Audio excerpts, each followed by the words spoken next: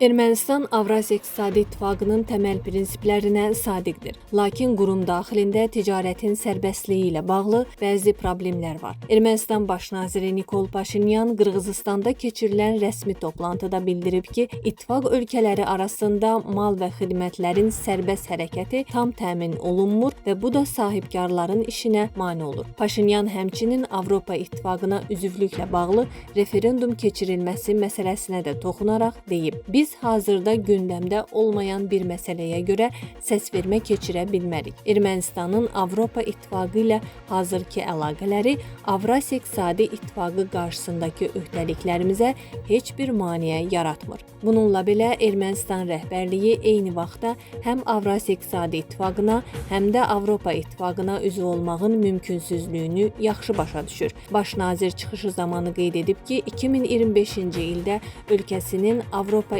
İttifaqına daxil olması ilə bağlı qəbul edilən qanun sadəcə Ermənistan üçün əlavə çıxış yolu yaratmaq məqsədi daşıyır. Paşinyan bu barədə danışarkən bildirib: Biz hər iki təşkilatda eyni anda yer ala bilməyəcəyimizi anlayırıq. Həmin qanunun qəbul edilməsi də heç də o demək deyil ki, Ermənistan elə bugün Avropa İttifaqına üzv ola bilər. Ermənistan tərəfinin digər narazılığı isə maliyyə məsələləri ilə bağlıdır.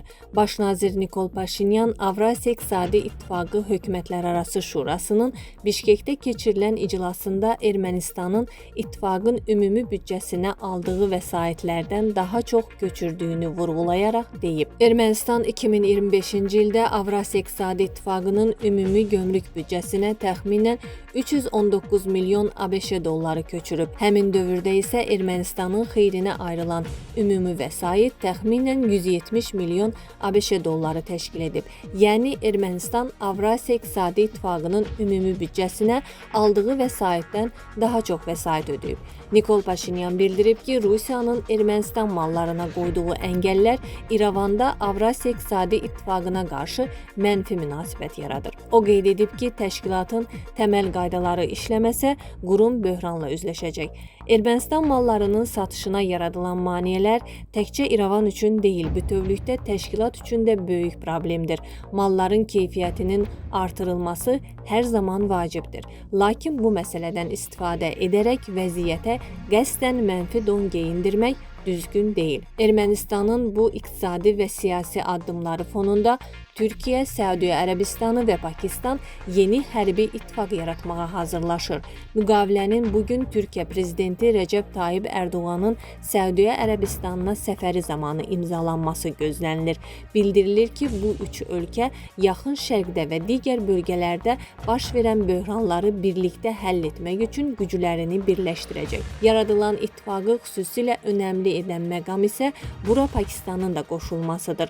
Çünki Pakistan dünyada nüvə silahına sahib olan yeganə İslam ölkəsidir. Bu saziş İsrail və Yunanistan mediasında ciddi narahatlıq yaradıb. İsrailin Yinet nəşri mümkün razılaşmanın qarşılıqlı müdafiə prinsipi əsasında qurulacağını iddia edərək bunu Təl-Əviv üçün ölümcül ittifaq kimi qiymətləndirib. İsrailin digər telekanalı isə NATO üzvü Türkiyənin hərbi sənayesi, Səudiyyə Ərəbistanının iqtisadi gücü və nüvə silahına malik Pakistanın hərbi potensialını birləşdirəcək sazişin Yaxın Şərq və Cənubi Asiyada yeni təhlükəsizlik oxu formalaşdıracağını yazıb. Yunanistan mediası da sazişin bölgədə qüvvələr balansına təsir edəcəyini, Türkiyənin regional mövqeyini daha da gücləndirəcəyini qeyd edib. PR24 nəşri Türkiyə iki ölkənin dəstəyi ilə gücünü daha da artıracaq başlıqlı xəbərində yazıb. Türkiyə, Səudiyyə Ərəbistanı və Pakistan arasında bugün müdafiə sahəsində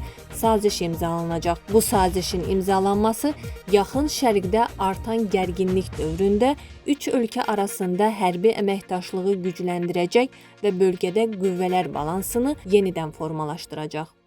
Videomuzu bəyəndinizsə kanala abunə olmağı və videonu bəyənməyi unutmayın.